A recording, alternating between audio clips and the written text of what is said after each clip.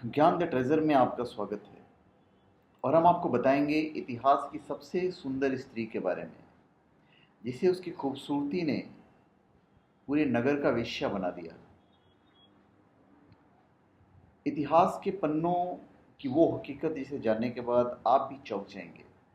कैसे एक दुनिया की सबसे खूबसूरत महिला को पहले जबरन बना दिया गया वेश्या, और उसके बाद उसे मिली एक ऐसी सज़ा जिसकी किसी ने कल्पना भी नहीं की होगी, और वो थी आम्रपाली। ये कहानी भारतीय इतिहास की सबसे खूबसूरत महिला के नाम से विख्यात आम्रपाली की है, जिसे अपनी खूबसूरती की कीमत वेश्या बनकर चुकानी पड़ी। वह किसी की पत्नी तो नहीं बन सकी, लेकिन संपूर्ण नगर की नगरवधु जरूर बन गई। क्यों बनना पड़ा उसे नगरवधु? आम्रपाली ने अपने लिए जीवन स्वयं नहीं चुना था, बल्कि वैशाली में शांति बनाए रखने, गणराज्य की अखंडता बरकरार रखने के लिए उसे किसी एक की पत्नी बनाकर नगर को सौंप दिया गया। उसने सालों तक वैशाली के धनवान लोगों का मनोरंजन किया, लेकिन जब वह तथागत बुद्ध के संपर्क में आई तो सब कुछ छोड़कर बौद्ध भिक्षुणी बन गई। आम्रपाली के जैविक माता पिता का तो पता नहीं, लेकिन जिन लोगों ने उसका पालन किया उन्हें वह एक आम के पेड़ के नीचे मिली थी, जिसकी वजह से उसका नाम आम्रपाली रखा गया। वो बहुत खूबसूरत थी। उसकी आंखें बड़ी बड़ी और काया बेहद आकर्षक थी। जो भी उसे देखता था उस पर से अपनी नजर नहीं हटा पाता था। लेकिन उसकी यही खूबसूरती, उसका यही आकर्षण उसके लिए श्राप बन गया। एक आम लड़की की तरह वो भी खुशी खुशी अपना जीवन जीना चाहती थी, लेकिन ऐसा नहीं हो सका। वो अपने दर्द को कभी बयां नहीं कर पाई, और अंत में वही हुआ जो उसकी नियति ने उससे करवाया। आम्रपाली जैसे जैसे बड़ी हुई, उसके सौंदर्य चरम पर पहुंचता गया, जिसकी वजह से वैशाली का हर पुरुष उसे अपनी दुल्हन बनाने के लिए बेताब रहने लगा। लोगों में आम्रपाली की दीवानगी इस हद तक थी कि वो उसको पाने के लिए किसी भी हद तक जा सकते थे। यही सबसे बड़ी समस्या थी।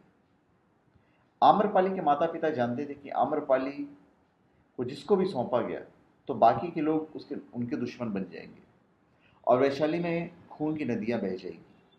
इसलिए वो किसी नतीजे पर नहीं पहुंच पा रहे थे। इसी समस्या का हल खोजने के लिए एक दिन वैशाली में सभा का आयोजन हुआ। इस सभा में मौजूद सभी पुरुष आम्रपाली से विवाह करना चाहते थे, जिसकी वजह से कोई निर्णय लिया जाना बहुत मुश्किल हो गया था। इस समस्या के समाधान के लिए अलग अलग विचार प्रस्तुत किए गए, लेकिन कोई इस समस्या को सुलझा नहीं पाया। लेकिन अंत में जो निर्णय लिया गया उसने आम्रपाली की तकदीर को अंधेरी खाइयों में ढकेल दिया। सर्वसम्मति के साथ आम्रपाली को नगरवधु यानी वेश्या घोषित कर दिया गया। ऐसा इसलिए किया गया क्योंकि सभी जन वैशाली के गणतंत्र को बचाकर रखना चाहते थे। लेकिन अगर आम्रपाली को किसी एक को सौंप दिया जाता तो इससे एकता खंडित हो सकती थी। नगर वधु बनने के बाद हर कोई उसे पाने के लिए स्वतंत्र था। इस तरह गणतंत्र के एक निर्णय ने उसे भोगिया बनाकर छोड़ दिया। लेकिन आम्रपाली की कहानी यही समाप्त नहीं होती है। आम्रपाली नगर वधु बनकर सालों तक वैशाली के लोगों का मनोरंजन करती रही, लेकिन जब एक दिन वो भगवान बुद्ध के संपर्क में आई तो सब कुछ छोड़कर एक बौद्ध भिक्षुणी बन गई। आम्रपाली के भिक्षुणी बनने की कहानी कुछ यूं है कि बुद्ध अपने एक प्रवास में वैशाली आए। कहते हैं कि उनके साथ सैकड़ों शिष्य भी हमेशा साथ रहते थे। सभी शिष्य प्रतिदिन वैशाली की गलियों में भिक्षा मांगने जाते थे। वैशाली में ही आम्रपाली का महल भी था। वह वैशाली की सबसे सुंदर स्त्री और नगरवधु थी। वह वैशाली के राजा, राजकुमारों और सबसे धनी और शक्तिशाली व्यक्तियों का मनोरंजन करती थी। एक दिन उसके द्वार पर भी एक भिक्षुक भिक्षा मांगने के लिए आया। उस भिक्षुक को देखते हैं उससे उससे प्रेम हो गया। वो प्रतिदिन ही राजा और राजकुमारों को देखती थी, पर मात्र एक भिक्षा पात्र लिए हुए उस भिक्षुक में उसे अनुपम गरिमा और सौंदर्य दिखाई दिया। वो अपने परकोटे से भागी आई और भिक्षुक से बोली, कृपया मेरा दान ग्रहण करें। उस भिक्षुक के पीछे और भी कई भिक्षुक थे। उन सभी को अपनी आंखों पर विश्वास नहीं हुआ। जब युवक भिक्षु आम्रपाली के भवन में भिक्षा लेने के लिए गया तो ईर्ष्या और क्रोध से जल उठे। भिक्षा देने के बाद आम्रपाली ने युवक भिक्षु से कहा, 3 दिनों के बाद वर्षा काल प्रारंभ होने वाला है। मैं चाहती हूँ कि आप उस अवधि में मेरे महल में ही रहें। युवक भिक्षु ने कहा, मुझे इसके लिए अपने स्वामी तथागत बुद्ध से अनुमति लेनी होगी। यदि वे अनुमति देंगे तो मैं यहाँ जरूर रुक जाऊंगा। उसके बाहर निकलने पर अन्य भिक्षुओं ने उससे बात की।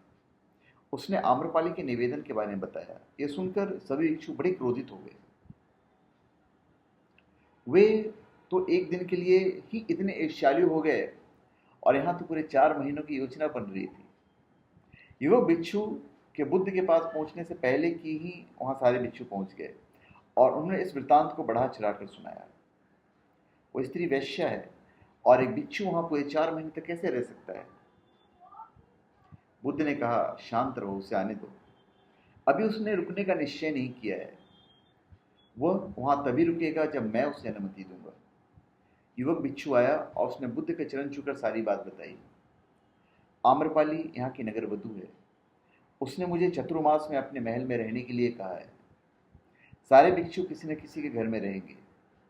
मैंने उसे कहा कि आपकी अनुमति मिलने के बाद ही मैं यहाँ रह सकता हूँ। बुद्ध ने उसकी आंखों में देखा और कहा, तुम वहां रह सकते हो। यह सुनकर कई भिक्षुओं को बहुत बड़ा आघात पहुंचा।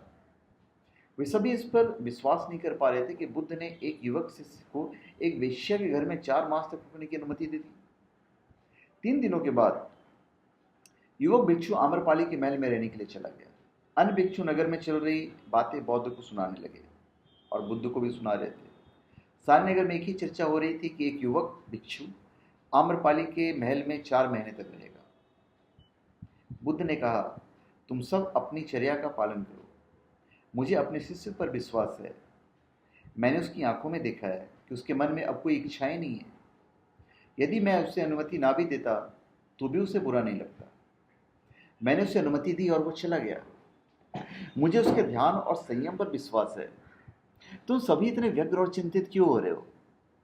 यदि उसका धम्म अटल है तो आम्रपाली भी उससे प्रभावित हुए बिना नहीं रहेगी, और यदि उसका धम्म निर्बल है तो वह आम्रपाली के सामने समर्पण कर देगा। यह तो भिक्षु के लिए परीक्षण का समय है। बस 4 महीने तक प्रतीक्षा कर लो। मुझे उस पर पूर्ण विश्वास है और वो मेरे विश्वास पर खरा उतरेगा। भिक्षुओं को तो विश्वास ही नहीं था। उनमें से कई भिक्षुओं को बुद्ध की बात पर विश्वास नहीं हुआ। उन्होंने सोचा कि वे उस पर नायक ही इतना भरोसा कर रहे हैं। भिक्षु भी युवक है और आम्रपाली बहुत सुंदर। वे भिक्षु संघ की प्रतिष्ठा को खतरे में डाल रहे हैं, लेकिन वे कुछ भी नहीं कर सकते थे क्योंकि बुद्ध का फरमान था। 4 महीनों के बाद युवक भिक्षु बिहार लौट आया और उसके पीछे पीछे आम्रपाली भी बुद्ध के पास आई। आम्रपाली ने बुद्ध से भिक्षुनी संघ में प्रवेश देने की आज्ञा मांगी। उसने कहा कि मैंने आपके भिक्षु को अपनी ओर खींचने का हर प्रयास किया और मैं हार गई। उसके आचरण ने मुझे ये मानने पर विवश कर दिया कि आपके चरणों में ही सत्य और मुक्ति का मार्ग है। मैं अपनी समस्त संपदा भिक्षु संघ के लिए दान में देती हूँ। आम्रपाली के महल और उपवनों को चतुर्मास में सभी भिक्षुओं के रहते लिए उपयोग में किया जाने लगा। आगे चलकर वो बुद्ध के संघ में सबसे प्रतिष्ठित भिक्षुओं में से एक बनी। तो धन्यवाद। आप हमारे चैनल पर सब्सक्राइब करें और अपने कमेंट दीजिए। धन्यवाद।